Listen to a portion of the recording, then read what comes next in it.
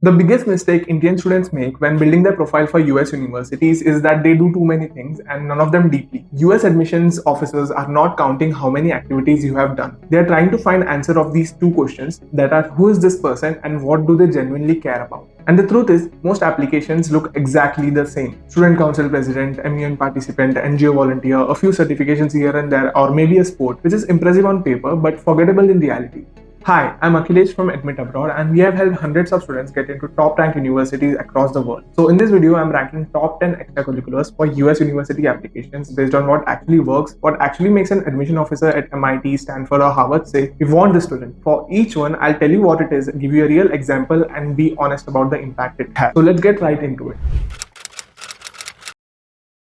At number 10, we have sports and athletics. And here's something that no one tells you. There are two completely different ways sports factors into a US application. First track is showcasing sport as a supporting detail. Here you apply as a standard applicant. Your athletic experience may be seen as an extracurricular strength, but usually does not directly impact admissions or result in athletic scholarship. Second track, the recruited athlete path. This is something else entirely. Harvard's overall acceptance rate is roughly 3.6%, and the recruited athletes acceptance rate at Ivy League school is roughly 83%, and that is not a typo. Here's how it works. The squash coach at Princeton or the fencing coach at Columbia actively builds their roster every year. They go to tournaments, watch showcases, and when they find someone they want, they bring the student up to the admission office. The conversion changes everything. And now this is specifically relevant for Indian and South Asian students. The sports that opens the doors are not always the obvious ones. Niche sports like fencing, water polo, ice hockey, and squash gives you better odds because far fewer students compete at the elite level in these. Sports like squash has a strong traditions across South Asia. For example, recently two squash players from a high school in Singapore were recruited to Columbia and Yale. And if you think you are genuinely elite at one of these sports, start early and reach out to the coaches directly. Now, coaches have restrictions on when they can first reach out to you. The NCAA, which is basically the governing body of all college sports in America, sets rules on when coaches can initiate contact. Generally, they can start reaching out to you when you are in class 10, which is what Americans call the sophomore year. But here's the thing most students don't know. These restrictions only apply to the coach, not to you. You can reach out to coach at any time, and not only it is allowed, it is actually strongly encouraged. Email them early, send your tournament results, share a highlight reel. A short introduction email can put you on the radar so that when the contact period opens, you're the first calls they make. What does this exactly do to your profile? Competitive sports prove you can commit to something fully, not for a few months, but for years. Through setbacks, injuries, and every moment where the giving up would have been easier, admission officers know that kind of commitment shows up everywhere, in academics, in research, in life on campus. And the question is, are you genuinely at that level? Be honest. And if you think you are good enough for track 2, start reaching out to coaches today. At number 9, we have student clubs, debating, and MUN. 10 years ago, MUN was genuinely impressive. It showed intellectual curiosity, admission officers noticed, then it became an industry. Today, there's a paid MUN conference every single weekend in every major city in India. Someone is handing out a Best Delegate Award every weekend. Students add it to their Common App thinking it'll impress Harvard. It isn't. Same goes for generic club membership. Vice President of the Environment Club, member of the Cultural Committee. So common, now they have stopped doing anything useful. Though there is a version that works. Representing India at the MUN in the heat, or winning a truly prestigious National Debate Championship that proves something real. And in a pool of 50,000 applicants with the same activities, not being rare means not being remembered. Only national titles and international representation actually moves the needle.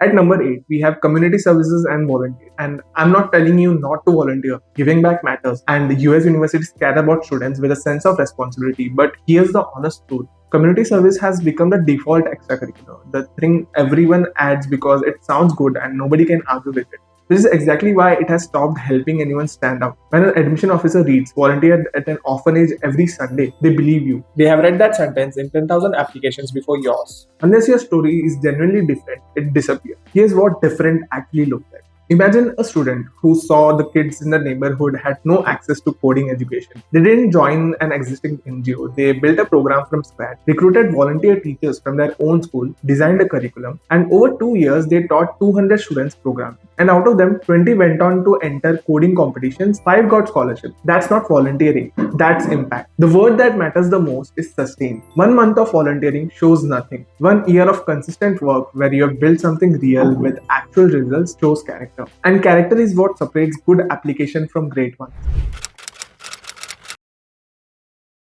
At number 7, we have entrepreneurship, one of the most powerful extracurriculars on this list. One of the most misunderstood. When a student genuinely pulls off entrepreneurship, even small, barely profitable, it tells a story that nothing else can match. You saw a problem others were ignoring. You built something from nothing, with no teacher telling you what to do, no guaranteed outcome. You convinced real people to give you real money.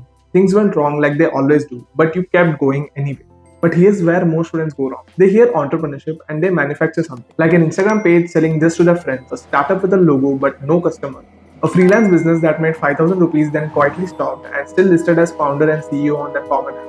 Admission officers see through that in seconds. Here's how it should actually sound like. For example, a student who noticed working professionals in his area had no access to healthy, affordable meals, so he started a cloud kitchen from home and generated 40,000 rupees in profit over a year. A supplier who cancelled last minute, 2 months of losses before things improved. The business wasn't life-changing, but the experience was real. Genuine entrepreneurship proves you see a gap in the world and fill it without being asked, without a grade at the end. And real entrepreneurship always involves failure. A student who talks honestly about what went wrong and what they learned with real specificity shows a maturity that's there at the age of 17 or 8. Admission officers remember those students. At number 6, we have online courses and certification. Let me be direct. A certificate on its own is not going to do anything meaningful. Not when every applicant has 5 Coursera certificates in their Google Drive. A certification without application is just a PDF. 3 things need to be true for it to matter. 1. Your certification is from a credible institution. Your certification should be from prestigious institutions like Harvard, MIT, Stanford, or any other. 2. Your certification should be really connected to what you want to study. And certifications with an actual exam carry more weight because your grade shows you genuinely learned something. 3. You actually did something with what you learned. Like you built something and applied it to a real problem. Here's what that actually looks like. A student completes Harvard's CS50 course. Then uses those skills to build a small app that helps students track their study schedule. 200 students from his own school uses it. They write about the whole journey, like why they took the course, what they struggled with, how the idea came into a problem they personally had. Now the certification isn't just a line on an activity list, it's a chapter in a story. It shows that you went out, found what you needed to learn, Actually did something with it. At number 5, we have leadership in school clubs and student councils. Here's the uncomfortable truth. Being a president of the science club, a head boy or head girl, the secretary of debate society are all expected in most students' US application. Almost every strong applicant from a good school in India has some version of a leadership title. And when every applicant has the same titles, none of them stand out. The most important thing to understand about leadership on a US application is that a title without impact is just a title. President of the science club, seen 1,000 times, adds almost nothing. Now, if you compare that to a student whose essay says, founded the school's first robotic club in class 10, spent 6 months convincing a skeptical school administration, recruited 30 members, raised 2 lakh in sponsorship, built a team from zero to a top 10 finish at a national robotics competition. Now, this is in the same category, but the story is completely different. Leadership with outcomes and numbers tells an admission officer that you step up, bring people together, and see things through. And one more thing most students miss is genuine long-term leadership that creates the conditions for a truly powerful letter of recommendation. A teacher who watched you lead for 2 or 3 years Can write about you with a depth that can change everything.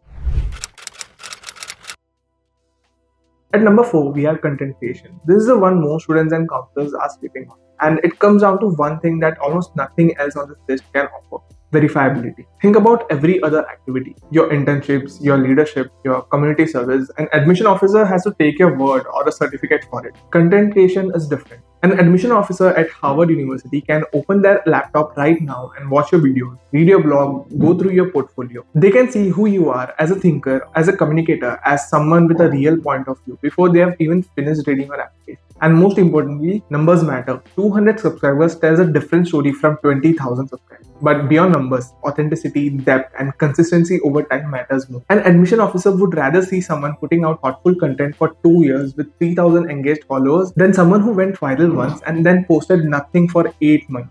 For example, a student who genuinely cares about climate change starts a YouTube channel in class 9, not because it will help their application, but because they are genuinely angry about what's happening to their city's environment. Over 2.5 years, they create 40 short documentary style videos, which was rough at first, genuinely impressive by the 25th video. By now, they have generated 8,000 subscribers. A local newspaper writes about them. 2 videos get shared by organizations with hundreds or thousands of followers. By the time they fill out their common app, content creation isn't just an activity, it's the spine of their entire application. Their essays write themselves. Any admission officers who watches 2 of those videos knows exactly who the person is. Content creation gives you a public identity. It makes your whole application one coherent story, one person, one clear passion. And that is exactly what gets you in. At number 3, we have internships. Look, not all internships are equal. Here's a version that doesn't work, and admission officers have seen it 1,000 times. The 2-week online internship where you have attended 6 Zoom sessions and got a nice looking certificate. Or the internship at a family friend's company where you were sat in the corner, observed some meetings, and got a certificate because Everyone felt bad not giving you something. these are not internships, they are resume decorations. Decorations. Experienced admission officers spot them immediately. Here's the version that worked. A student who wanted to work in a marketing didn't wait for an opportunity. They wrote 50 cold emails to startup, genuine specific emails, showing they had actually looked at each company. Most didn't reply. One said yes. And for 3 months, every Saturday and Sunday, she worked with a fintech startup's marketing team. She ran real campaigns, wrote real ad copies, and managed real data. And at the end, email open rates went from 18% to 31%. Instagram following grew by 4,000 in 12 weeks. When she writes about that internship, she's not writing about observing professionals. She's writing about real decisions, real results, and real learning. A genuine internship proves something your academic record alone cannot, that you can walk into a professional environment and actually contribute something that matters. Most 17 and 18-year-olds have never done that. And a student who has and can talk about it with real specificity stands out immediately.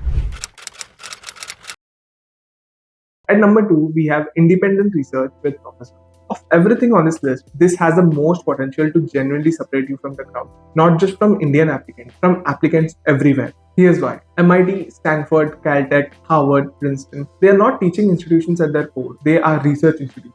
Creating new knowledge is the fundamental reason they exist. When a student shows up genuine research experience, actual proof that they don't just learn, they create it, that lands differently than almost anything else. But I need to talk about something that's actively hurting Indian students right now. Paid research program. You pay 1.5 to 4 lakh rupees, you get a mentor, a pre-designed topic, a paper your mentor guided you through almost entire, and you come out with something that looks impressive but isn't really yours. Here's the problem. Top universities conduct interviews. They ask, how did you find this professor? How did you actually do the research? What went wrong and how did you fix it? From these questions, they can tell very quickly whether you did the real work or paid for an experience. Let's understand what the right way is. Find professors at local universities whose work interests you. Read their papers. Or write them specific, thoughtful email, not a generic I want to gain a research experience email that every professor had deleted 100 times. Mention something specific. Ask a real question. Offer something you can actually contribute. Most won't reply, but some will say yes. When they do, show up. Do the unglamorous work, the reading, the data collection, the results that don't make sense at first. Stay curious. Produce something you can genuinely call your own.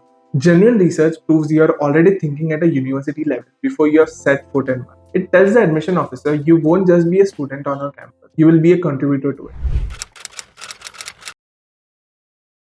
At number 1, we have Olympiads and competitive academic examination. The only entry on this list, I'll say completely without any qualification, is the single most powerful extracurricular a student can have on a US application at a high level. The reason is simple. Everything else on this list can be shaped or dressed up. An internship can be made to sound better than it was. A research experience can be bought. A leadership title can be given without any real leadership. Olympiad results cannot be faked. You either cleared the regional mathematics Olympiad or you didn't. You either represented India at an international science Olympiad, sat in a room with best young minds from over 100 countries and came home with a medal, or you didn't. This activity is completely objective. It is recognized everywhere and it is extraordinarily rare. When an admission officer at MIT or Caltech sees a student represented India at an international Olympiad, they don't need to see the rest of their application. The result already told them everything. Now, I want to be realistic. Most students watching this are not going to win an international medal, and that's okay. Because the journey itself is still one of the most valuable things you can do. Strong performance at national qualifying rounds, the PRMO, the RMO, the INMO is genuinely impressive. And the preparation needed to reach that level shows up everywhere in your application.